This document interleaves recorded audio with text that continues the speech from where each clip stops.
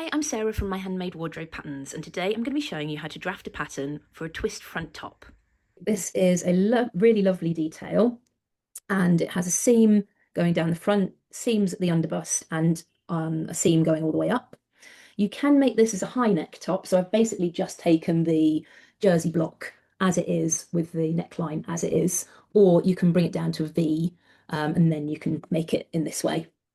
I'm going to start with the jersey block. You could make this with the woven top block. I think you're best off starting with a non-darted block. And if you do have a dart, I'd put it into the waistline, but it would create quite a loose fitting twist. The beauty of the twist in jersey is that it all kind of gets pulled at the side seams out, so it sits nice and flat to the body. Whereas if you are making this in a woven fabric and you're making it slightly looser fitting, the side seams don't hold everything in place, and you can end up with a little bit of a saggy kind of knot in the center here.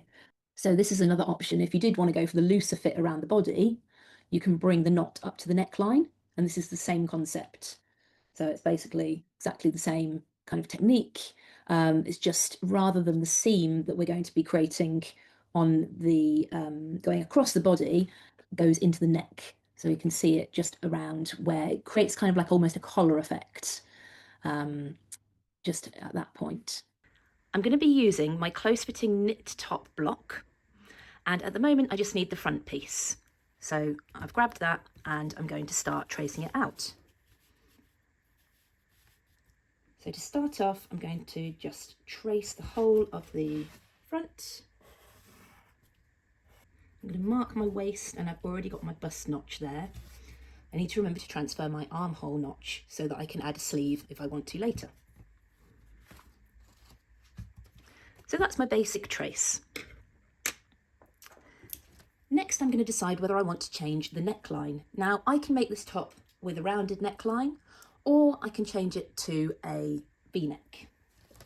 So I'm going to just, for this pattern, make this into a V-neck. So I'm going to bring a straight line down, and then as we get to the point that we want the neckline drop to be, which you would measure from the high neck point down to where you want the drop to be, and then mark where you want that to be. So I'm going to put that there, having measured my body, and then I can just simply curve the neckline a little at that point, and it just gives a less severe kind of drop.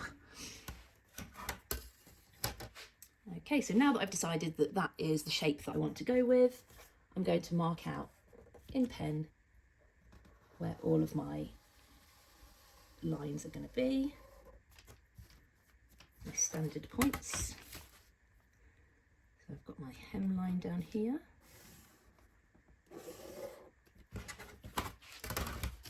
And then just draw in the side seams. Now, as I mentioned, I'm using knit block, so this has a bit of stretch, or this top will have stretch to it if made up in knit fabric. If you're making this top out of woven fabric, you will probably need to add ease throughout the body before doing your draft, or use a block that already has ease incorporated into it. You'll need to pivot out the darts so that then you have a dartless bodice to do this. Otherwise, it just becomes a bit complicated for your first draft. It's much easier to do this technique using a bodice that doesn't have darts to start off with. Okay, so the next thing I need to do is decide where I want my crossbody seam to be. So I haven't marked on my apex, and I must do that. Very important to know where your apex is. So I'll just mark that on, just here.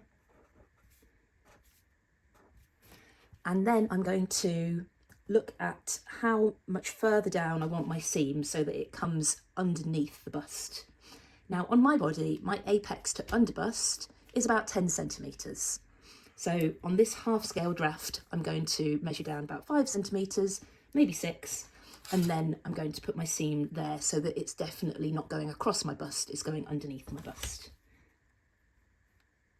So to be on the safe side, I'm actually going to go down to 5.5.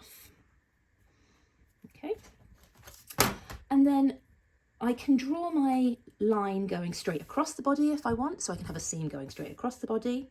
but I actually find it quite flattering if it starts a little higher and is a slightly diagonal line. So I'm going to draw a diagonal line across the body there, and that creates a kind of cup shape. That centre front point is going to become my twist point. Now, before I do that, just to make everything really clear, and I recommend you do this on your first draft because it can be quite confusing what parts are what, mark up all of the points on your bodice. So here we've got our shoulder, and then here we've got our armhole.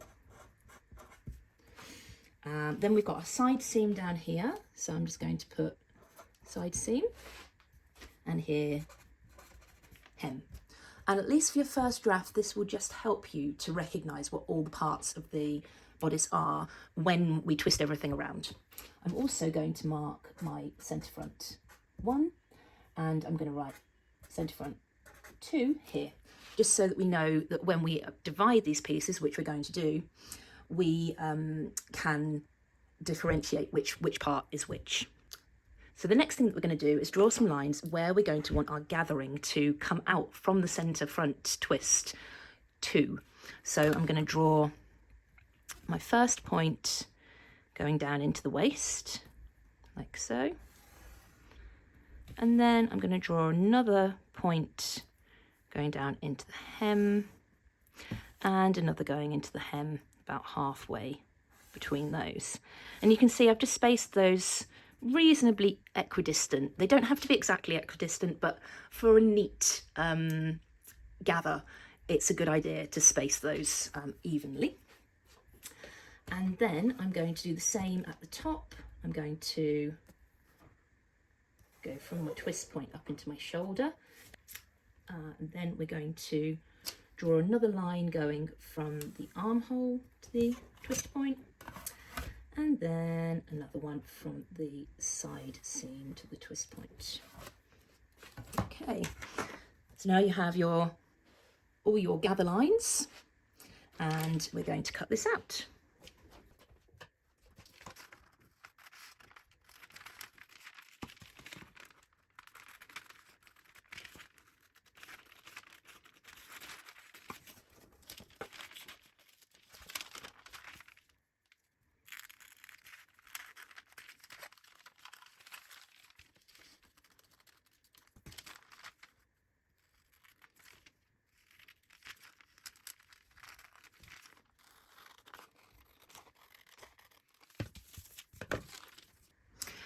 Okay, so now we're going to cut through this central line. So I'm just going to mark this line as seam and seam top and seam bottom. So that's where the top section is going to join the bottom section. So I'm going to cut right the way through, just there. I'm also just going to mark a little green dot on here, and we know that those are going to be our twist point. So that is the point where the twist, the centre of the knot, is going to be created. And I'm going to mark this as the bottom and the top sections. Now I'm going to draw myself a balance line or an anchor line.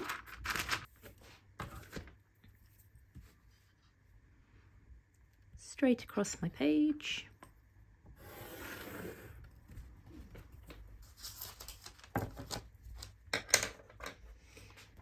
And I'm going to be placing this first gather line along this line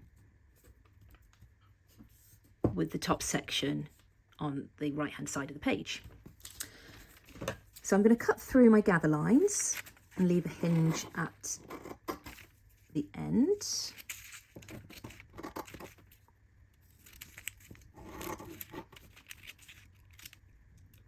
Like so.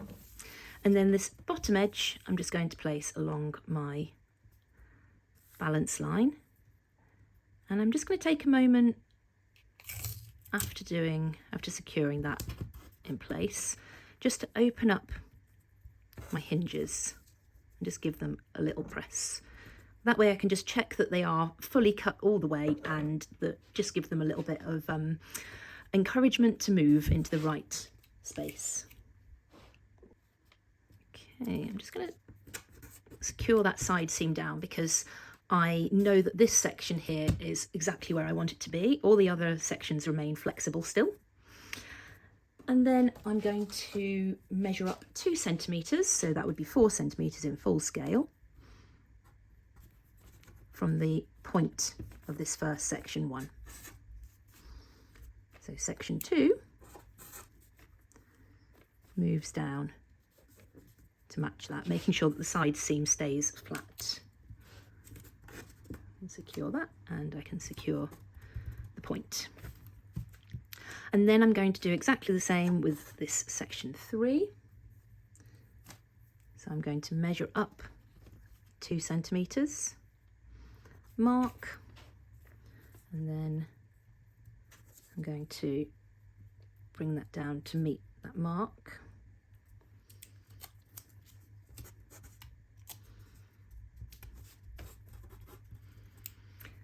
And then I'll do the same with section 4.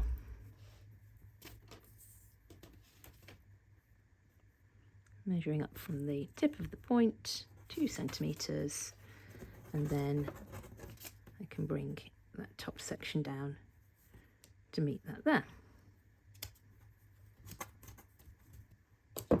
And just smooth out that shoulder as well.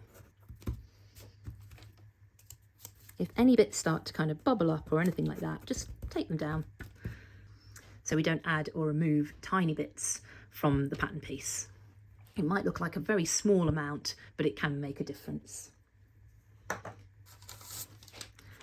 So next I'm going to repeat what I've done with the top section with the bottom section. So again, cutting through my gather lines, leaving hinges.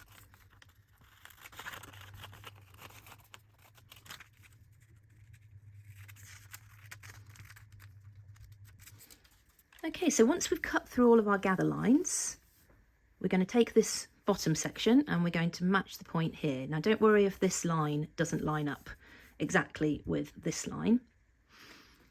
We're just going to match that just in the middle for now. And then we're going to match this point just in the centre here, so that the centre front 1 and 2 are matched just there. So we can now see that this section here doesn't want to open up. So what we're going to do to rectify that is we're just going to open it up slightly so we end up with a nice flat hem there, and just disconnect this point here. Bring this section down a little bit just so that it matches. We don't want to add any length to the side seam or this seam, so keep those all as neat as possible. But this will just ensure that the angles are correct. So then I'm going to just tape that in place and take that. And then I can go ahead and true this side seam just to reconnect those 2 sections. Ideally, we want to keep all of the hinges together because that will ensure that the gather lines open up evenly and volume is distributed evenly across the pattern piece. But occasionally we do need to disconnect and just fill in the gap. So that isn't a problem. That's just something that we need to do. So to correct that, I will just draw that side seam back in like so. I also need to true some other sections of the pattern. So at this point here, we don't want that to be a point, we want that to be a curve, because that is where the knot is going to be created. And then again here, we want this to be a gentle curve as well at the centre front. We also want to add a couple of notches.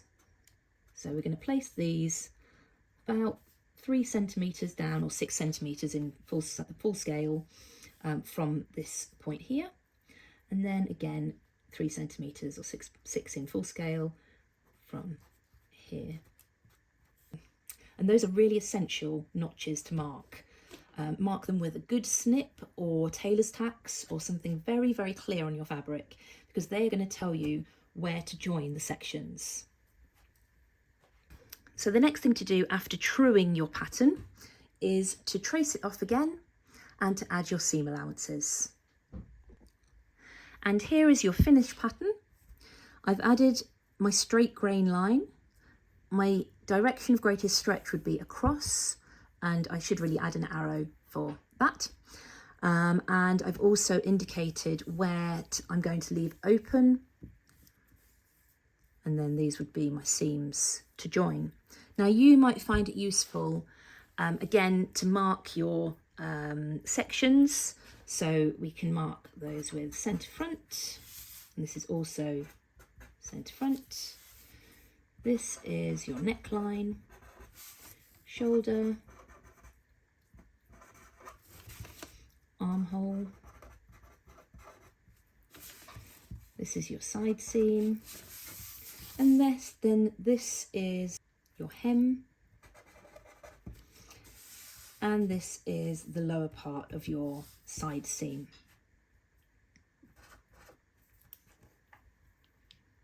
The key with this is not to over twist it. When I was doing this the first time, I was I was trying to twist it twice, but you actually only need to do a very subtle twist. So we've got one piece. That piece is your right hand bodice, if we're talking flat, looking at it from above. And this piece is your left hand piece. And we have necklines, centre fronts, shoulder seams, armholes, side seams. Okay, so we place one over the top of the other, like so. Okay, aligning that centre seam. So we've got the centre seam there, the neckline's aligned. And then we take one piece and the other piece and we just twist it over, like so. And it creates your twisted shape. And then this is where your notches really come in handy. So along here, we've put a notch in just here. So I'm just going to flip this down and I'm going to find the notches along this seam. So just there, I've added a notch and I'm going to join that seam together. So this is the seam that kind of goes underneath the bust.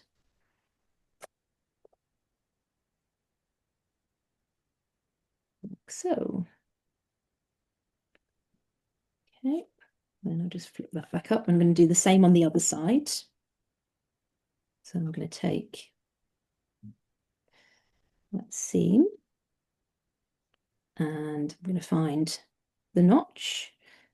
And with this, you really do need to either snip a notch or you need to mark it really, really clearly with like a tailor's tack or something like that. Mm. Otherwise, you're going to lose it. It's nothing worse than being mid-pattern making and the notches aren't there. You realise that you haven't put your notches on. Yeah, or they've it's got like lost or whatever. it's like my mantra now is, you know, annotations, notches, annotations, notches. Yeah. Because I've had situations where I've come back to a pattern, you know, a couple of months later and just been like, I have no idea what this is. But help future you. Yeah, I can roughly tell what it is, but yeah, it's I don't know which piece goes with it. And then, so we've joined the seam across the bust, and then we just need to join the center front seam. So I'm going to pin top of the neckline. And then I'm going to find the notches again, just there. So that's where the notches are, and pin just above them. So everything at the center of the garment where the knot between the notches doesn't get finished. So this is why this works best really with a non-fray stretch fabric. So yeah, we've joined the top, so the center front, we've joined the underbust, and now we just need to join the rest of the center front. If you made it in a woven, let's say you had a silk fabric. Yeah. Did you finish the seams first? Yes, And then- yeah. So just between the notches, Yeah. you would turn the seam in Mm. and then just do a very, very, you could overlock, and that would, but the chances are the overlocking might just kind of poke out a Yeah, little bit. yeah. So you might want to overlock it and then do a tiny, tiny little single turned hem Yeah. just to hold it on the inside. That's probably going to be the best bet. Mm. And then, come on, notches, where are you? They really do like to hide in this fabric.